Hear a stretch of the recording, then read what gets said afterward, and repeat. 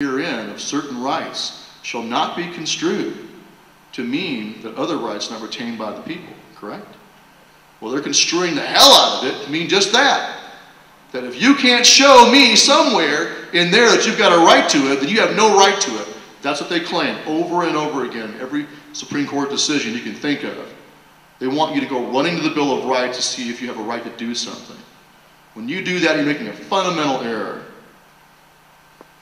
There was no Second Amendment April 19, 1775. The men at Lexington and Concord didn't fight back because they can point to some piece of paper and say, there, it says right there, I have a right to do this. Why'd they fight back? In defense of their natural right to self-preservation, the first law of nature. They understood that when you give up that power, if you allow yourself to be disarmed, then you are done. You will have neither life nor liberty after that. And they fought back in defense of their natural rights. They didn't go try to find some law somewhere or some written piece of paper that gave them the right to bear arms. Any more than you have to go look for a piece of paper that gives you the right to be a parent, or to raise your own children, or the right to marry. Those are natural rights. Are they enumerated in the Bill of Rights? No, they're not. Do you still have a right to them? You bet you do. Natural rights. That's why the Constitution, as far as I'm concerned, the most important document in our history is the Declaration of Independence. That's our birth certificate.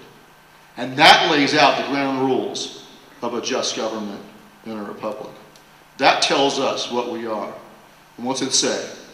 All men are created equal, endowed by their Creator with unalienable rights. Your rights predate any government.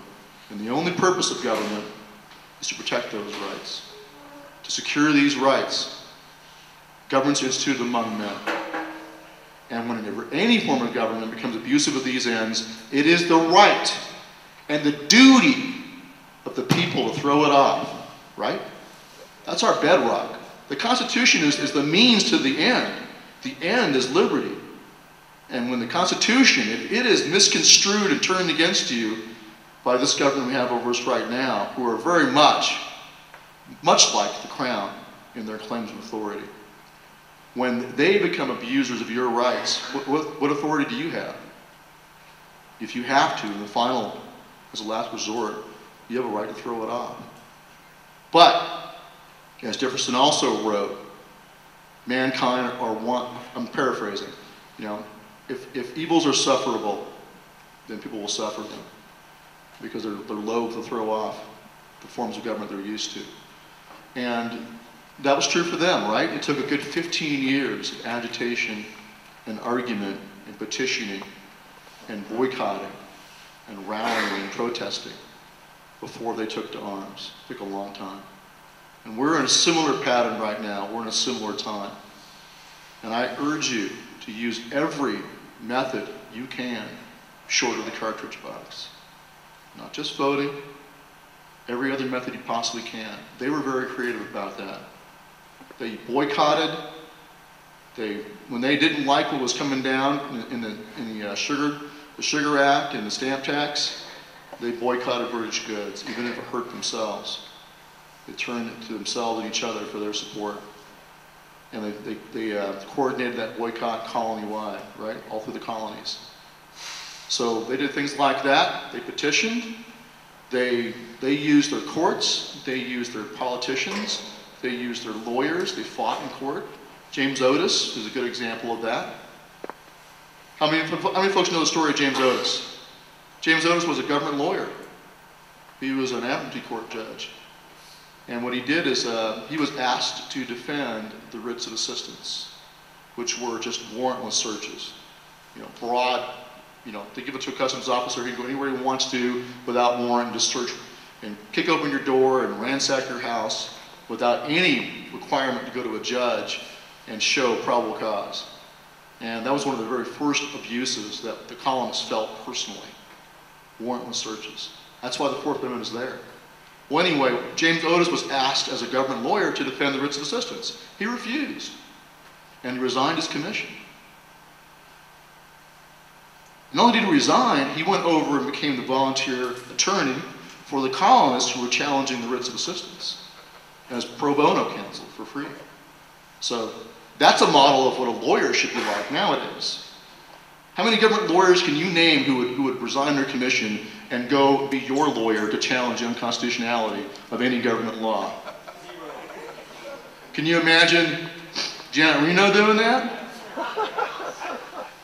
Or how about Gonzalez under Bush? Can you imagine him doing that? Or how about Holder right now? No. Because their way of thinking is that their loyalty is to the president, period, and they'll do whatever he says. And exactly, bootlickers. And I know, unfortunately, from seeing it firsthand in D.C., I worked for Congressman Ron Paul for about a year. I saw it up close. It is like watching sausages being made. You don't want to see that in person. It's pretty bad. So I saw what the politicians are like, and as a student at Yale Law School, I saw what the judges are like and other lawyers. So that's why I don't waste my time with them. I don't try to talk to them about obeying their oath. For most of them, when they took their oath, the other hand must have been crossed behind, their fingers crossed behind their back, and they kind of roll their eyes and, oh yeah, sure, I'll keep my oath. Because to them, it's not a matter of life and death. No lawyer, no judge, no politician in their mind is thinking, I might have to die to keep this oath. They don't think like that, and they don't mean it. Most of them don't. Very few. Some do. You got a guy like Joel Bonnick here, who was a really good guy here, or Rick Jor that you had here. Guys like that do mean their oath. So don't take it to mean that there's no one out there with integrity. Ron Paul meant his too. There are good people who are running for office right now who will keep their oath. But the problem is I'm not sure there's enough of them. In fact, I know there's not. And so what we're doing with Oath Keepers basically is constitutional triage. We're trying to stop the major bleeding, keep the patient alive long enough for you guys to fix things. We're trying to buy you more time. And, you know, when I talked about enemy combatant status, that's the tip of the iceberg. There are so many other things that have been done to this country to destroy the structure of a free republic. Most of you probably know a lot about everything else. That's probably something you didn't know much about. That's why I talked about it. So what are we doing? We're just trying to buy you more time. We do that by causing strategic uncertainty in the minds of the domestic enemies of our republic. I want them to lay awake at night and wonder and worry about whether or not their orders will be followed, about how many people in the military or police are like mind with us. Are they all like us? No.